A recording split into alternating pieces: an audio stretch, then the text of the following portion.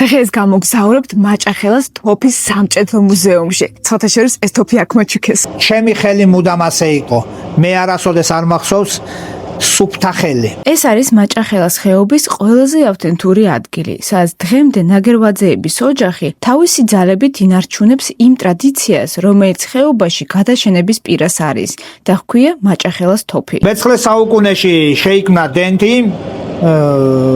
ტიბეტის მედიცინა, ჩინეთის მედიცინა იგონებდნენ უკვდავების წამალს, სამ ნივთიერებას ერთმანეთზე შევაერთებდო იფიქრეს და მივიღებთ ერთ უკვდავების წამალს, გამოვიდათ პირიქით, შექმნეს სწრაფად აალებადი შავი ფხვნილი, რომელსაც შემდეგ შავი კვამლიანი დენტი უწოდეს, გამოგონებიდან დღემდე 9 მილიარდი ადამიანის სიცოცხლე შეიწირა. არანაირი კავშირი არ აქვს მას სიცოცხლის ელექსინთან.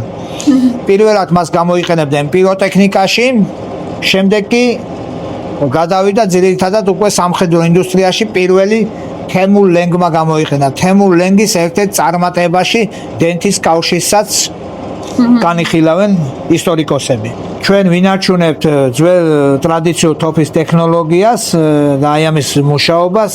ეს არის ყველა იმ ხის, რომელსაც საქართველო ქვია აი ფესვი, რომელიც ისტორია, კულტურა ფესვის ერთი ტოტი, რომელსაც ვამაგრებთ ჩვენ სამშობლოს.